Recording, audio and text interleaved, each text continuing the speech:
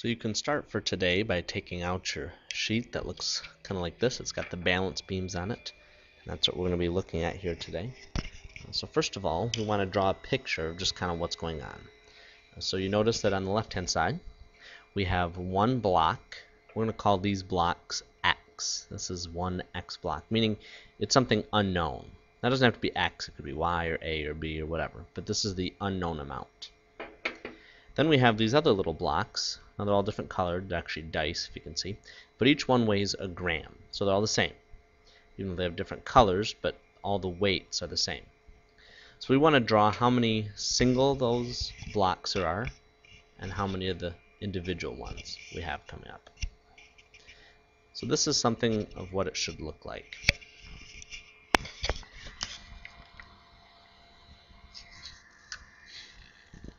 Hopefully you can see that okay. Now first of all, you notice I have the equation already, but we're not going to worry about that right now. So we want to draw, we have one block. It doesn't have to be 3D, but I'm going to draw mine kind of 3D. And then we have two, now that's the X block, right? We have two, boy that's, I'm not as good of a drawer as I thought, I guess. Two of these other blocks. So that's one X block, and then two of the individuals. So you see how that affects our equation? We have 1x plus 2 of the little ones. Now how about the other side? Well, I counted 13 little blocks on the other side. 1, 2, 3, 4, 5, 6, 7, 8, 9, 10, 12, and 13.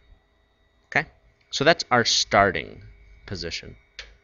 Now here's what we want to do. We want to do something to both sides of this thing so that it stays balanced and yet that we can find out what the answer is. Now what we're looking for, just so you know, is we're looking to find what one of these X blocks is equal to. You might say, well, that's easy. Why just set it up like this in the first place?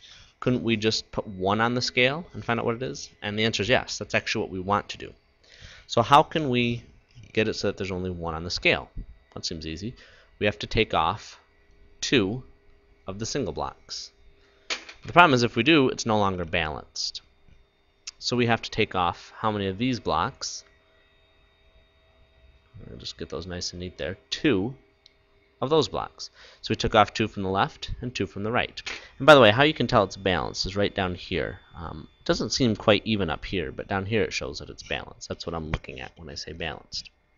So here's what we did. We took 2 from this side, 2 from this side. And now it's balanced. So let's see how that equates. Okay. So here's what we did. On the left side we said, well, we want to take 2 of them away. So what is taking 2 away? Isn't that subtracting 2? But we had to do the same thing from the right side. Both sides we had to subtract 2. Now what are we left with? Well, we were left with this little picture. Make sure that's the right side up, and it is. And we have one X block, so I'm going to draw that X block in. And we have 1, 2, 3, 4, 1, 2, 3, 4, 5, 11 blocks on the other side. So we want to draw all 11 blocks in. 10, 11. Okay. And what does that mean? Well, we took away 2 from each side, and this is what we're left with. When we took away 2, we had 11 left over here. And how many were left on the other side? None, except for that X block. So what we just did is we found the weight of the X block. Now we had to take 2 away from both sides. When we did that, we ended up getting what we were looking for. Now usually we put in a line, something like that, just to kind of see what works out to be. Okay, so that's our first one. Go ahead and make sure you have that one all set how you need it. Now we're going to flip over. We're going to do a second one. Now here's the second one we're going to set up. We're going to do this one a little bit different. I'm going to give you the equation first. And even if you can find this one in your head, we're going to try and set it up first. Now, the left side says we have 2 x's. That means when we set this up, oops, that's a terrible block. We should have 2 x blocks. It's really hard writing at this angle. That's why I'm such a bad drawer. I'm not usually this bad.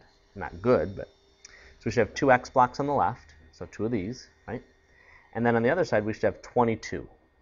1, 2, 3, 4, 5, 6, 7, 8, 9, 10, 12, 13, 14, 15, 16, 18, 19, 20, 21, 22. Okay, there's my 22.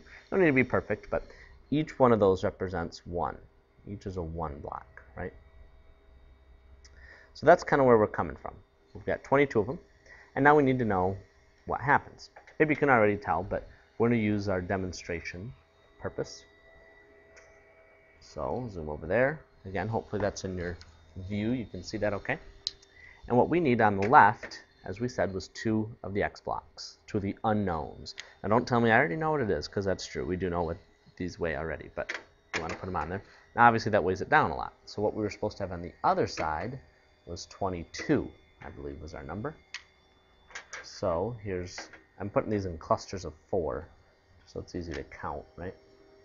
We got 4, 8, 12, 16. A cluster of red ones over here. 16, that would be 20. And 22, and some green ones. Now again, we're hoping that this will balance out, which if you notice down here, it is balancing, isn't it? So this is our equation. Now we want to find not the weight of 2 of these, but just 1. So how could we do it? Well, you could take 1 away, but you can't just take 1 block away from the other side. It's not going to work because they're not the same. This one weighs more than this one. So that's not going to cut it. So what do we need to do? Well, think of it this way. We have 2 blocks here. If you take 1 away, you're cutting it in half. That's right. So we need to cut it in half all of these. So there's 22 blocks right now. So we need to take away 11. So there's 4, 8, 9, 10, and 11. And you can see it's already wilting back to where it's supposed to be. So let's see what that means for our problem. Okay, we'll bump this up a little bit. Move those out of the way. So we had 2x, and what we did is we cut it in half. Well, how do we represent mathematically cutting in half? Well, that means you divide by 2. But we did it to both sides, otherwise it didn't work out, right? Well, when we divided by 2, what happened? Well, we had just 1 x block left over here. Now, why does that make sense mathematically? Well, what's 2 divided by 2? 2 divided by 2 is 1. So we really get 1x there. Now, do you need the 1 in front? If that means 1 times x, which it does, do you need that 1 in front of it? And no, we don't. We can get rid of it, which is why I just wrote an x. Here's another way to think about it. What happens to those 2 2's? 2 2's. Well, they both cancel, right? That's another way of thinking about it. It's like a fraction. They're gone. Now, the other side, 22 divided by 2, what do we get there? Well, 22 divided by 2 is 11. And that's exactly what we had left, was 11 blocks over here. 8, 9, 10, 11. 11 blocks over here, and 1 of our x boxes, that's funny too, over here. So that's how we balance it out. Notice it's always remaining balanced at the end. So the principle is that whatever we do to one side, we have to do to the other, right?